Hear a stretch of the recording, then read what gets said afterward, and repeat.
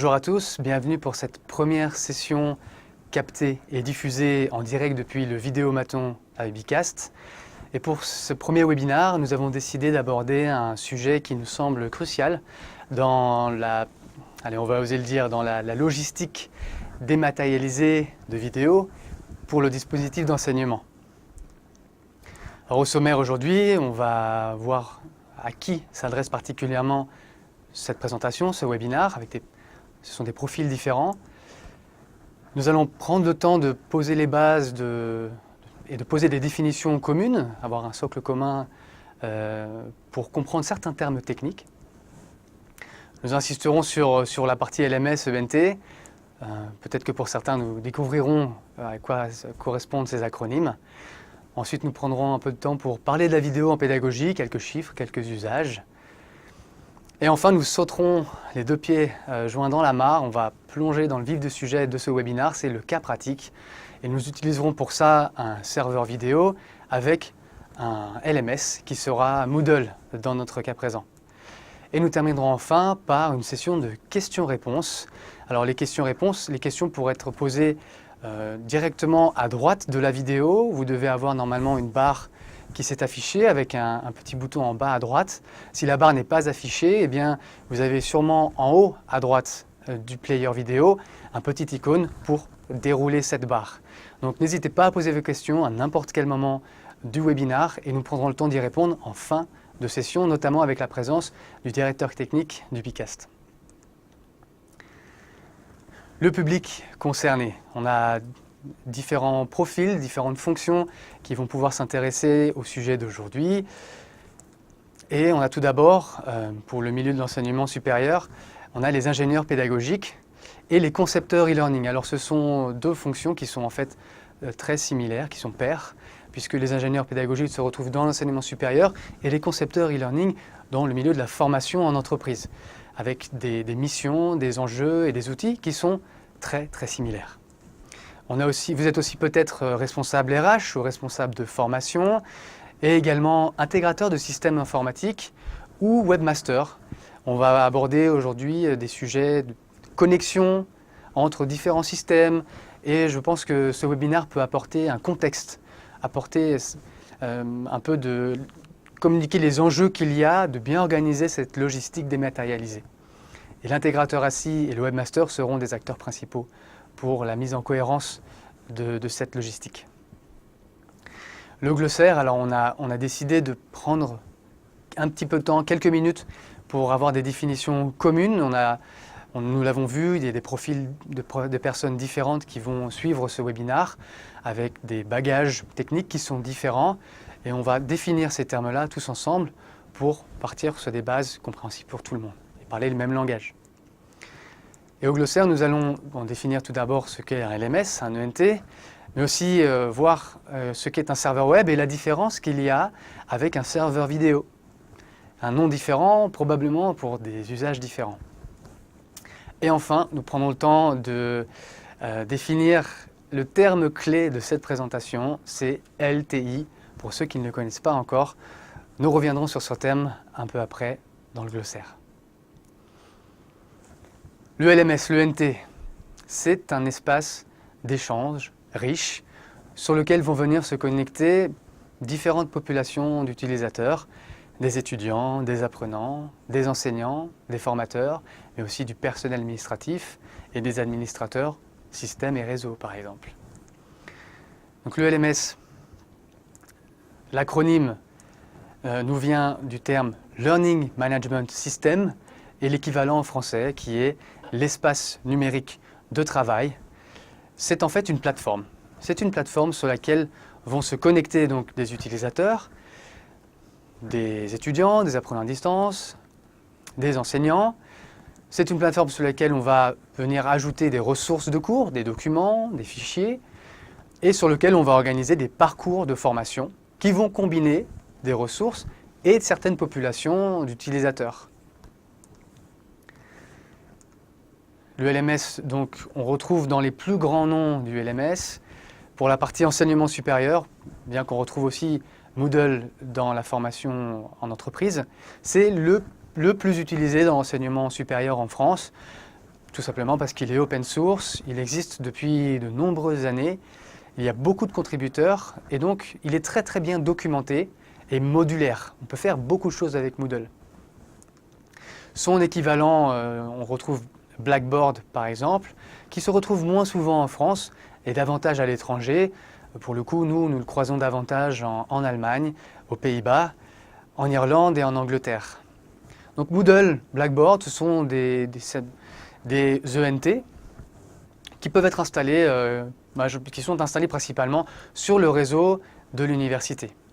On retrouve côté formation en entreprise d'autres LMS qui, eux, sont basés sur du cloud, donc qui ne sont pas hébergés chez nous, mais à l'extérieur.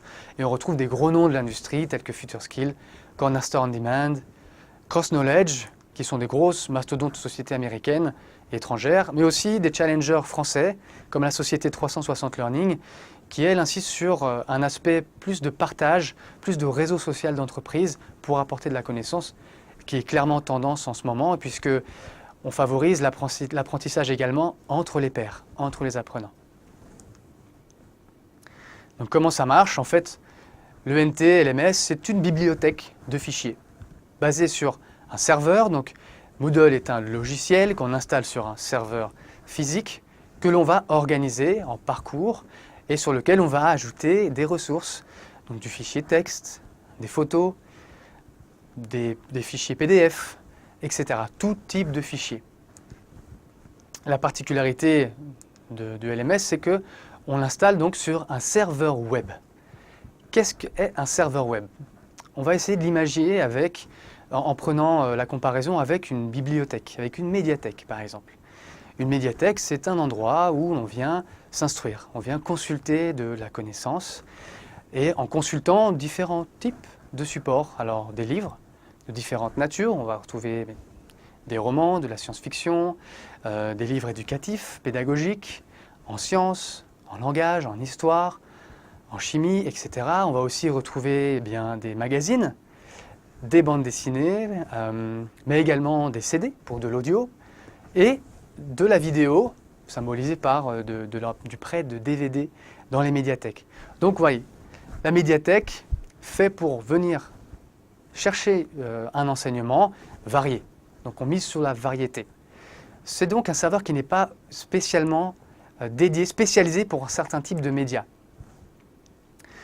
Donc, le serveur web sur lequel on vient consulter différentes ressources, nous l'avons dit, variées, texte, photos, PDF, mais aussi, on va y retrouver des fichiers vidéo.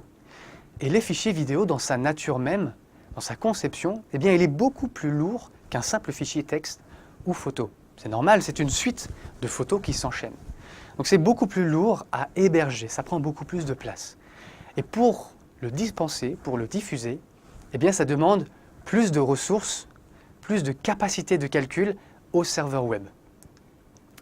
Lorsqu'un étudiant, un deuxième étudiant par exemple, se connecte sur le serveur web, se connecte sur Moodle pour consulter une vidéo, ou la même vidéo, tiens. Donc deux étudiants consultent la même vidéo sur le serveur web.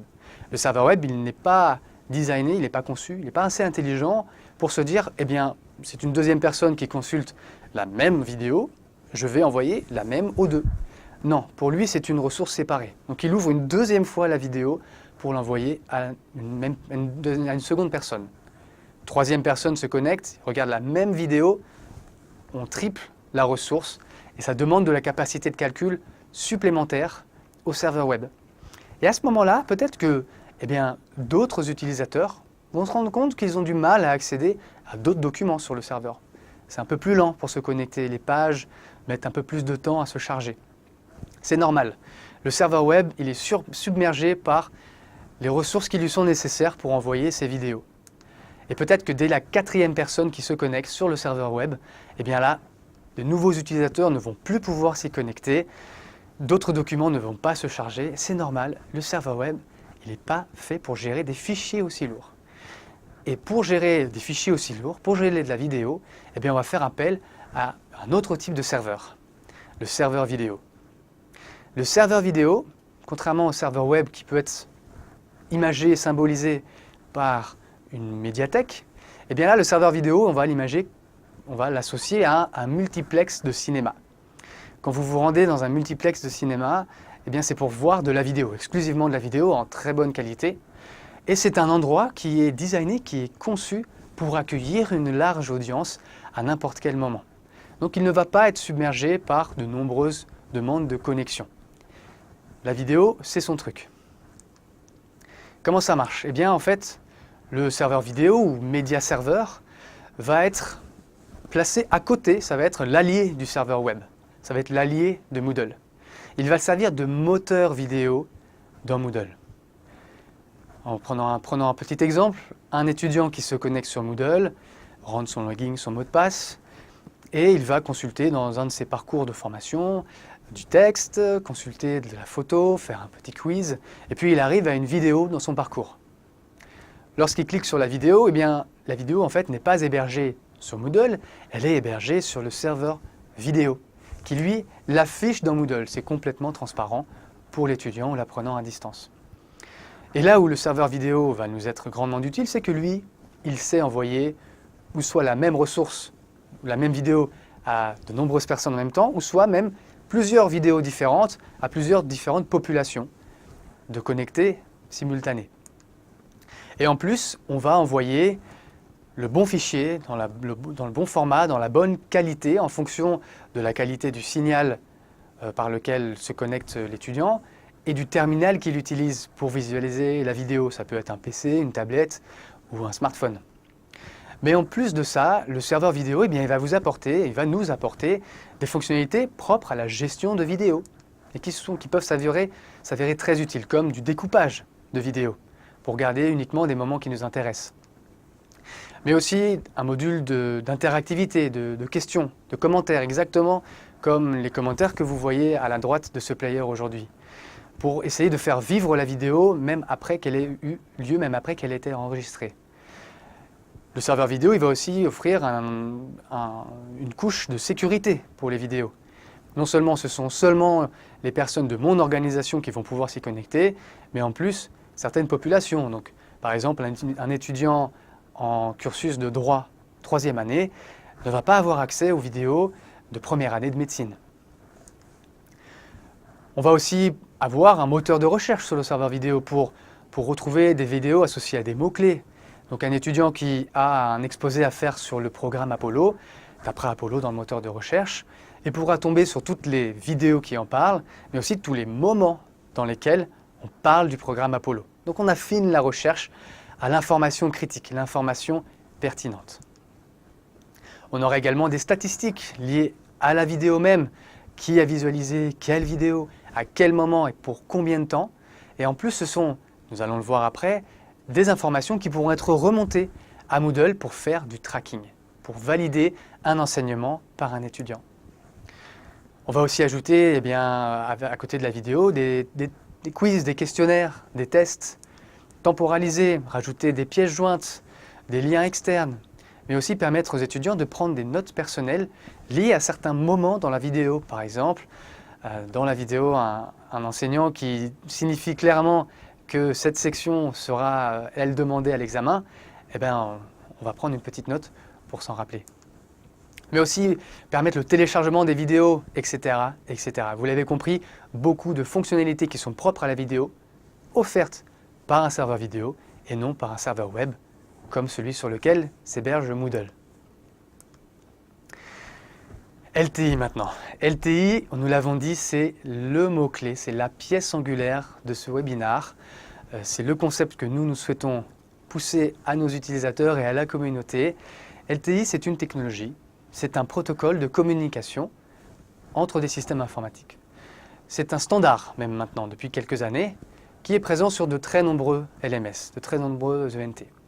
Et LTI, ça va nous mettre sur les rails pour contourner efficacement et durablement un gros problème ou de gros problèmes liés notamment à l'identification, à la gestion du droit et au tracking. LTI, ça vient de l'acronyme Learning Tool Interoperability, un outil d'interopérabilité entre des systèmes d'enseignement numérique. Alors, comment ça marche? En quoi ça consiste? LTI, en fait, c'est une fonctionnalité liée à un LMS, liée à un ENT. C'est une fonctionnalité qui existe déjà nativement sur votre LMS ou alors qui est à ajouter. Et LTI va utiliser notamment la base utilisateur qui est présente dans Moodle. On continue avec l'exemple Moodle. En utilisant Moodle, LTI va nous permettre, depuis l'ENT, de nous connecter à des plateformes d'enseignement tierces, à des serveurs externalisés, comme des serveurs vidéo, comme des serveurs avec des quiz en ligne, des serveurs photos, bref, tout un dispositif qui contribue à l'environnement d'enseignement à distance. Donc, en gros, prenons un exemple. Un étudiant se connecte sur Moodle, il rentre son login, son mot de passe une seule fois. Quand il lancera une vidéo, par exemple, LTI va permettre à Moodle d'asservir tous les autres systèmes que vous voyez autour du LMS. En disant, Media Server, je t'envoie un étudiant, il a bien les droits d'accéder à cette ressource, tu peux jouer la vidéo. Et une fois que ce sera terminé, par la même occasion, tu m'enverras les données de tracking. Combien de temps a-t-il joué la vidéo? À quel moment? Peut-être est-ce qu'il a fait une pause prolongée? Donc on vient également alimenter le LMS grâce à LTI en nouvelles métadonnées de tracking. LTI, c'est véritablement le dispositif central dans un LMS pour pouvoir mettre en cohérence les différents outils que l'on utilise, ou soit directement sur son réseau, chez soi, ou soit en service externe, comme c'est de plus en plus le cas. Donc c'est véritablement le standard, le protocole, qui va nous permettre de rentrer une seule fois les utilisateurs, son login, son mot de passe, pour les étudiants, mais aussi pour les enseignants, et gérer leur profil. Par exemple, un prof aura des droits étendus dans Media Server parce qu'il est reconnu comme instructeur et non comme étudiant. Donc que ce soit pour du tracking, pour l'accès à des vidéos, pour l'accès à une plateforme d'examen, l'identification, nous l'avons vu, mais pour tout le dispositif e-learning, LTI, renseignez-vous, puisque c'est véritablement un outil très puissant pour mettre de la cohérence et automatiser son dispositif de formation. La vidéo en pédagogie maintenant. Quelques chiffres et nous allons commencer par faire un petit pas en arrière pour prendre une vision un peu plus globale, sortir des aspects uniquement pédagogiques pour parler du trafic vidéo par rapport au trafic web. En 2014, 50% du trafic Internet global était constitué de vidéos. Diffusion en direct, diffusion à la demande, depuis YouTube, Dailymotion, d'autres plateformes vidéo, Vimeo par exemple, mais aussi des médias serveurs sur les campus des universités ou les campus des entreprises. Plusieurs études s'accordent pour prédire qu'en 2018, c'est 80% du trafic Internet dans sa globalité qui sera constitué de vidéos. Ça sera complètement incontournable. Alors les usages principaux que l'on constate dans la pédagogie, c'est la captation, la production de vidéos liées aux cours magistraux en amphithéâtre et aussi en formation collégiale présentielle en entreprise, la diffusion en direct et l'enregistrement de conférences, la production et la diffusion de MOOC, de SPOC. Alors les SPOC, c'est Small Private Online Courses. C'est comme un MOOC, sauf que c'est fermé pour une audience d'experts, de spécialistes. Et puis ce qui est très tendance, ce qui se marque, se dégage comme, on va dire, l'usage en pleine croissance, c'est la classe inversée. La classe inversée, pour ceux qui ne la connaissent pas encore, cela consiste en le fait de fournir, avant une formation en présentiel, une série de vidéos thématiques qui apportent un bagage théorique commun.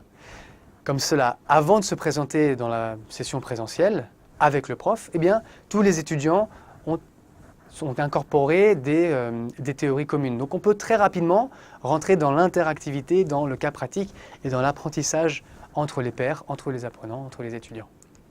Et enfin, on voit, vous l'avez vu sûrement, pour apprendre à nouer un nœud de cravate, on ne consulte plus un PDF, on va voir sur YouTube.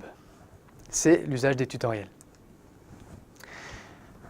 On passe au cas pratique maintenant, on va plonger dans le vif du sujet. Pour cela, je vais attraper mon ordinateur ici et on va quitter Keynote pour aller sur le serveur vidéo. On a ici un serveur vidéo et ici on retrouve Moodle, le Moodle Ubicast. Et pour cela, je vais commencer par vous montrer comment ajouter une vidéo simple, sans utiliser LTI, pour que vous ayez un petit point de comparaison. Alors on va aller activer le mode édition et ajouter une ressource externe. Pour cela, on va aller sélectionner une vidéo dans le serveur, dans l'onglet Plus, l'onglet Partager. On va se prendre le lien permanent, on rajoute iframe au nom du lien pour n'embarquer que le player et pas la page dans sa globalité. On retourne sur Moodle et là on vient ajouter donc une ressource externe de type URL. On ajoute, nommons cet ajout test URL webinar et on vient ajouter l'URL juste ici. On enregistre et on affiche et on voit que on a dans Moodle le player vidéo qui s'affiche depuis le serveur vidéo. En fait, la vidéo, elle est en ce moment même sur le serveur vidéo, mais elle s'affiche dans Moodle. Vous voyez que l'intégration est assez limitée. Par exemple, si on ouvre la page ici, on va voir qu'avec LTI, l'intégration peut être quand même beaucoup plus pratique. Et surtout, vous avez remarqué qu'on n'a pas géré ici l'authentification. La vidéo est publique, tout le monde peut y accéder. Si la vidéo n'était pas publique, eh bien, lorsque l'étudiant aurait cliqué sur la vidéo pour la jouer, à ce moment-là, une fenêtre serait apparue pour lui demander de se loguer au média serveur. Ce n'est pas super pratique, ce n'est pas très intuitif, et encore une fois, ce n'est pas dans l'esprit de rationaliser, simplifier cette chaîne logistique pour l'apprentissage en vidéo. Ok, donc on a vu comment ajouter un lien URL. C'est facile, mais c'est pas très simple. Là, vous voyez, il faudrait que le prof aille chercher le lien, le nomme lui-même. Il se connecte au média serveur. Maintenant, on va connecter. Je vais vous montrer comment connecter, grâce à LTI, le média serveur avec Moodle. Et pour cela, on va se rendre dans l'administration Moodle, administration du site, plugin, module d'activité, gestion des activités. On va se retrouver dans outils externes. LTI est renseigné comme un outil externe. Et on va ajouter un outil préconfiguré. Il est préconfiguré parce qu'encore une fois, c'est un standard, super pratique. Et pour cela, donc, on va nommer cet outil LTI Webinar. L'URL de l'outil, eh bien, ça va être l'URL de la plateforme dans sa globalité. On copie et on colle cela dans le champ approprié. Et on va ensuite renseigner comme le login et le mot de passe de cet échange via LTI entre les deux plateformes. Et c'est symbolisé par la clé client et un secret partagé. Pour cela, on se retrouve dans le serveur vidéo, la partie administrative, paramètres et services d'authentification. Alors vous voyez qu'on a plusieurs possibilités pour intégrer des services d'authentification. Celui qui nous intéresse aujourd'hui, c'est LTI. LTI, il est activé sur cette plateforme et on va récupérer la clé que l'on ajoute dans Moodle et on vient chercher son mot de passe, le secret partagé. Pareil, que l'on ajoute dans le champ adéquat juste ici. On enregistre et on quitte. Je ne vais pas enregistrer ici parce que l'outil en fait est déjà renseigné dans Moodle. Donc on retourne sur la page d'accueil et cette fois-ci, on va ajouter une ressource externe à partir d'une autre source, à partir d'un outil externe. On ajoute en créant la page et on va aller chercher à nouveau, cette fois, le lien LTI. Alors le lien LTI, on vient le récupérer ici dans le mode éditer parce que on a un profil enseignant et on a le droit de venir éditer la vidéo. Et le lien LTI, eh bien, il est là. Il est juste ici, vous voyez. On va le copier, le coller et aller l'ajouter dans Moodle. On enregistre et on affiche. Ah, j'ai pas nommé l'activité, alors LTI, webinar.